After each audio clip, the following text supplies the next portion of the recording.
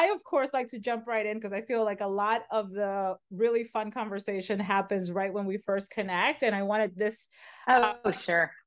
I wanted this conversation to be as genuine and as authentic as possible because homegirl, let me tell you, you bring it on your Instagram. So What? I don't know what I do. Sometimes I like put it up and I'm like, I'm not going to look at it a second time. Because if I look at it a second time, I'll be like, oh no, that's not going up there. no, but you know But then what? I just, It's been I just great to post. watch you. It's been great to watch you, especially over the past year. Just kind of really jump into this conversation that so many of us have in our heads. Yeah. And I think that we have with our girlfriends and whatnot, but for you to be talking about the big M, and I mean, like menopause, and I know. and here's the thing. I was having this conversation, and I don't know if it was yesterday or the day before yesterday with someone here at the office. And I said, people think it's like when you reach 50. I am 44. And No. let me tell you, Uh-uh. the hot flashes have begun. So But you know what? Would you have known if people weren't talking about it now about that? I'm curious because that's the reason I'm talking about it is so that somebody doesn't hit 44. I didn't know at 44. I just thought I was like a sweaty, disgusting, like, ugh. I mean, everything changed. Like I started using a thing called pit grit under my arms. Literally, it's called pit grit. So so I need you this. smell better. so I'll send you the link. I'll so send I you a need bottle. this because I'll be at Yeah. events and I'll look at Jennifer, who's always, and I said, Jennifer, my armpits are sweating. And she just starts laughing at me, and I'm Oh, like, you don't understand. I have It your is like a armpits full. covered. I have your armpit. Let somebody else do your lip gloss. I have your armpits covered. I Don't need this worry. in my life. I need this in my life. But before we get really into the fun, I want you obviously to tell us a little bit about who you are. You have a very long-standing career in broadcast television, and it's been really fun to watch you. Especially, I mean, I met you, I would say, 7 years ago at a Bella event. Yeah, it's been a Um, while. a long time ago, and just have seen you kind of slow and steady continue to climb, and really be a source of, first of all, truthful information, great information. Thank you. And now on your social media feeds, which is obviously where we go, not just for entertainment but also to learn. It's been really fun to watch you again talk about something that is so relatable as women, that really, like you said, not many people are willing to kind of go there, and they'll see it as a fad when they go, but like you're like breaking it down, and here's what to do and here's what to get. So take it away, Oh, Tamsen. yeah. Well, thank you for having me. And I forget how long it's been.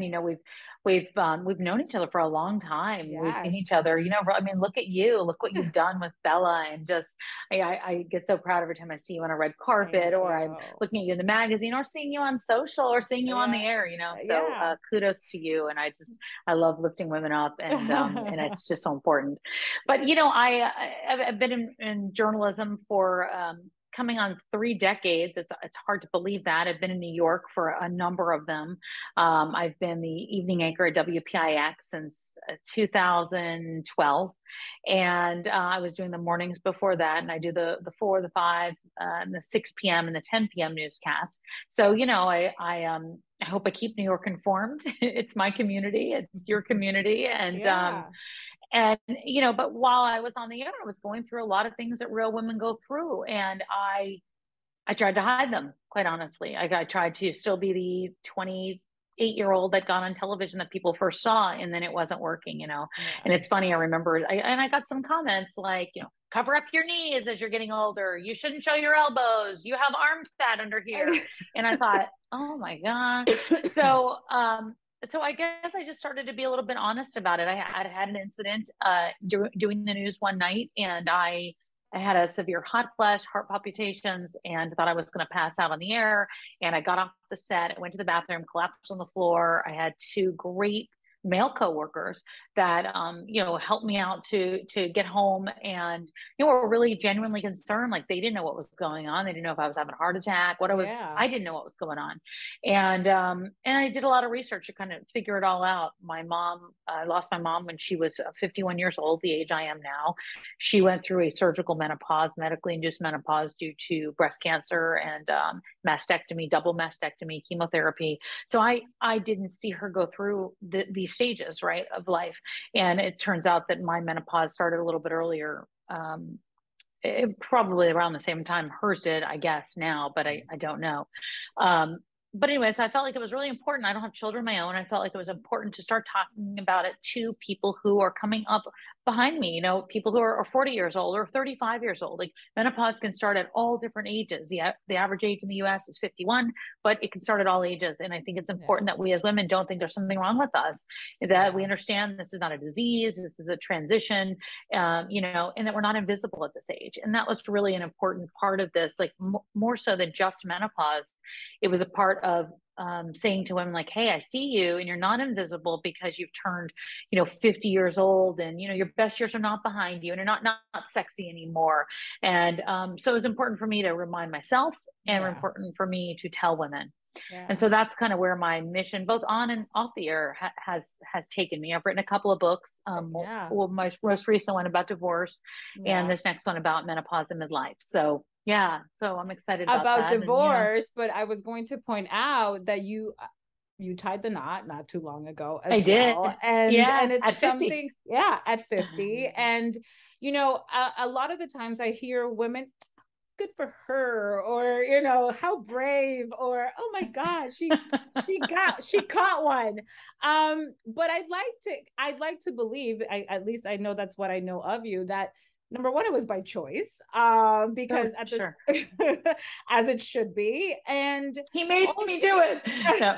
No. no, because it isn't like you were feeling like, that your life would be incomplete, or because you hadn't Sure. found, a partner at that life. And the fact that, there are very important decisions that women make at different stages of their lives, that are Yeah. not the typical norm, or the, social standards that women should be making professionally, or from a marital standpoint of having children or not. It's a conversation that I like to open up also, because I feel like it is okay to not only get married older, but at Hmm. a older stage of your life, a later stage of your life. But it's also not okay it's okay to not have kids, and by Yeah. choice, by not what, like, that's a very personal decision, Yeah.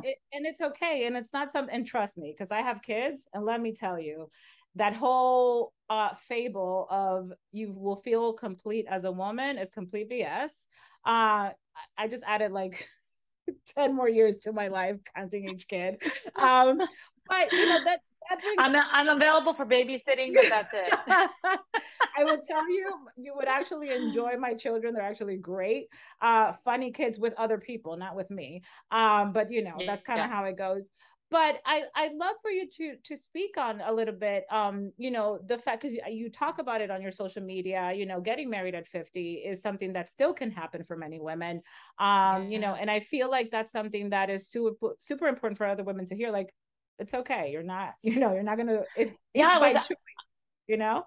Yeah, and you don't have to. And And I yeah, wasn't planning to get married again. I had a really nasty divorce, and it took me a long time to heal from that, myself, financially, mentally, publicly. And so I really didn't think that I thought to myself, like, well, I'm not going to have kids, because I had just passed an age where that was something that I wanted to do at that point. And, and so when I met Ira, my husband, I remember we were actually just talking about it with some friends of ours the other night. We both said, like, oh, we're never getting married, like, on our first date. So everyone knew I just want to know where I stand. This is where I hey, stand as a woman. yeah, I don't need to get married. And I was really, but I really meant it. It wasn't like a game, like, oh, I don't want to, choose me. It wasn't that at all. It was just really like, I didn't understand. I'd gone through it already. And then, we were together for a while. And then the pandemic hit. And before the pandemic, I think I thought, like, wow, I want to walk the world with this guy. Like, that was really what I think I said. I really like, he brings light into the room when he comes into the room I'm in, and so I've never been a sappy, like, oh, I see unicorns and stuff dancing, and that's not really ever been it, but I do know how I feel, and I do know how somebody else makes me feel. And Yeah. so, we wanted to be together, and I wanted, that's what we decided to do. And it wasn't because we had to, and it wasn't because, I felt pressure that you feel sometimes when you're in your 30s to get married. And you do often feel that Girl, I had pressure. pressure Or at did 26. well, I probably would have too if my mom had been around, but my father Well, was like, do what I'm you want. Latina. I'm Latina, Yeah. and by 21, 22, Right. all of my best friends were married, and I'm like, Come on. I had Yeah. already made up my mind. I'm like, okay, so I'm just gonna be the single one the entire rest of my life, and then Yeah. my guy showed up as well. So you never know, and it's funny that you You never said know. that you aren't sappy, but the minute you speak about him, your face changes, and Oh you gosh. get you get softer. So that's a great thing, and Well, that's a don't great tell thing. anybody. Well, they're gonna watch it and hear it. So so but no, but that's a beautiful thing to have, and to have someone that brings you that, because that's what you want to be with. Yeah. You don't want someone to be making you Yeah. miserable and happy. So that's a Yeah, and I beautiful don't thing. try to change him, and he doesn't try to change me. And I'm not like, okay, when we go in here, don't say this and this and this. Don't do this. It's just like he's there, he's alongside me, and I'm alongside him, and so it's really nice. And we were dating for quite a few, for several years before we decided to do that, or before we decided to get engaged. And then we got engaged during the pandemic and married in October. We're coming up on our 1 year anniversary, and it's just Congrats. flown by, and we have Yeah, a great time. that's It's amazing. easy, and that's the thing. Like, and I was just talking to a friend of mine who went through a breakup last night. She'd been dating somebody for a while, and she goes, "Oh, what am I going to do now? I'm going to get back online." But I was like, "You don't have to do anything. Like, Anything. let it Yeah. take its course. Just make sure you like yourself. Like, that's the most Yeah. important thing. Because if you do that, those other things come." And you talk about children, and I did go back and forth on that, because when I went through my divorce, I was 40 years old. I just turned 40 years old. And I had, you have all the questions. First, it's like, when are you going to get married? When are you going to get married? When are you going to have children? When do you have children? When do you have another child? And I had all those questions, and I just, I had been in my career for a long time. I had made a lot of choices. I made choices to get married later. And, at one point I said, like, hey, I would like to have kids.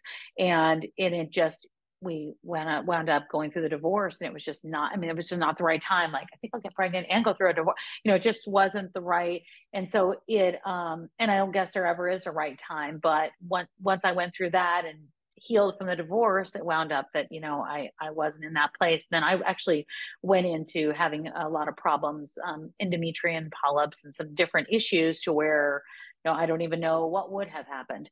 Yeah. So anyway, I made that choice, and I think when I hit menopause is when, I got this little notice in my patient portal that's in menopause, any questions? And my first question was like, well, I'm not able to have kids anymore. And I thought, like, of course, you idiot, you know that. But for some reason, like, that kind of finality of it Yeah. was really upsetting to me. And Yeah. that's actually where it took me back and made me go, oh my gosh. And did I regret that? Did I make a mistake? Did I? But I've come to terms with the fact that this is a life that I chose, or that chose me. And here's where I am. I'm going to make the best of every day going forward.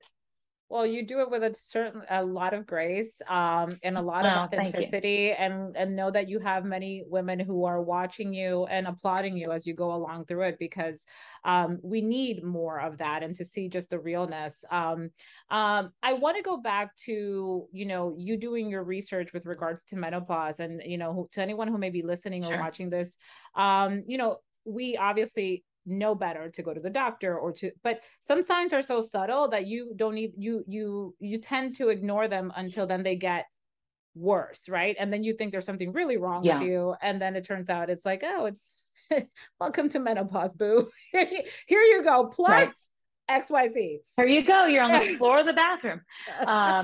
Exactly. It's interesting, because there are a couple of different numbers out there, Yeah. right? There's one organization that says there's 34 symptoms of menopause. There's others that say there's over 80. symptoms of menopause or Amazing. effects of menopause. And, we know all the ones, the ha-has, right? The hot Yeah. flashes, the night sweats, but there are a lot of things. There's itchy ears. There are, a brain fog that can be debilitating to not have, to have memory loss like that. There can be like pulses in your skin. There's, a lot hair loss and in a lot of people, brittle nails. There's itchy skin along with itchy ears. I mean, the list goes on and on. And it's funny because I didn't know about them. And then I went and I listed them. I just listed, somebody that I work with said, like, you need to get on TikTok and you should talk to women. And I said, I'm not dancing, I'm not singing. And I said, but what I would be interested in doing is talking about this, but I'm scared to do it on Instagram because I still want to look perfect on Instagram and have everyone think my life is great. And so I went to TikTok and I was like, here's the symptoms of menopause. Here's my pit grit. Here's my, all my problems. And that was my first video that hit over 1 million because people didn't know the symptoms of menopause. And they just didn't know all of them. And they thought, and I got this one after another, like, oh my gosh, itchy ears. I had no idea. Oh my gosh, this, and that. So I went through that entire list. Some even surprised me, but yeah, there are a lot of symptoms out there. And one of the biggest ones that, women go through are mood changes. And so I myself did that. And I went to a doctor, I was prescribed Lexapro, and they were like, okay, be on your way. Here's your 5 milligrams, go up to 10 if you feel like you need it. And, I did at the time. I really did. And I've been on and off antidepressants, and I'm not, nothing I would have ever said 2 years ago or 4 years ago. But now it's like, I don't know. I think people need to know. And we haven't talked about a lot of those things. So anyway, they put me on that. But the problem is that wasn't the only problem. That that wasn't it. I mean, there was something else deeper, right? So as I was going through no sleeping, staying up till 4 o'clock in the morning with ridiculous insomnia, sweating, night sweats, blanket on, blanket off. I didn't know I was in menopause because, your period stops. The day after you haven't had a period for 12 consecutive months is when you're in menopause. But my problem was with endometrium polyps, I had, signs of I had bleeding. And so I had other signs that never said like, okay, all You're wrapped up in a nice bow. That's the problem. Menopause isn't in a bow. It's not like this perfect when you get your period, you bleed and you're like, okay, that's a transition. This isn't quite so cleanly wrapped up. And so those symptoms were very confusing. So I've heard from one woman after another stories of them going to a doctor giving them antidepressants, and they go on that, but then they have 20 other symptoms and signs and problems. So now they're to another doctor, instead of saying like, oh, all these things, maybe you're perimenopausal, because it's so kind of this gray area. So what I tell women that come to me, and I'm not a doctor, that, but I am a researcher and I've researched a lot of it. You can start your perimenopause symptoms 44 years old, easily start them then, and then leading up to menopause. And then right after that one day of not having your period, you're postmenopausal. That's what you're considered for the rest of your life, for a third of your life. So it's a long time. Do the symptoms start to wane? Yes, of course. Are there supplements you can use? Yes, of course. Because of my mom having breast cancer and then losing my stepmother to it, hormone replacement therapy is very scary to me. But I didn't have the information. I was ignorant of the right information. And after I did my research and talked to my midlife practitioner that I finally got after one doctor after another, I decided it was right for me. And I've been on it for about a year now. So okay, it's made a huge difference. I was gonna say, no, just because I feel like I have my reservations with medications, and I feel like, I'll get on it if I absolutely have to, but I need to understand it. What is it gonna do? Like, because there are so many symptoms and then effects that you could have, sure, by taking them. So, and again, to each their own. No of course, question. we're encouraging everyone to obviously talk to their healthcare professional, because we're not here to diagnose anything or say anything. No. But the important thing is, and it's controversial in a lot of ways, and not even controversial. It's there's been a lot of doctors will say there's a lot of misinformation about it, right? And you have to do your research and do what's right for you, because like you, I'm like, I'm not doing that. Never. No, no, never. Correct. Yeah. And I did every supplement there was, and I still take supplements for other things. And look, the minute that I can stop doing them, I will. Yeah. But I was to a point where it was debilitating for me. Like I Yeah. couldn't read the teleprompter. I couldn't read words on the teleprompter. So, I always say to people that ask, like, here's what I'm doing. It might not be the best thing for you.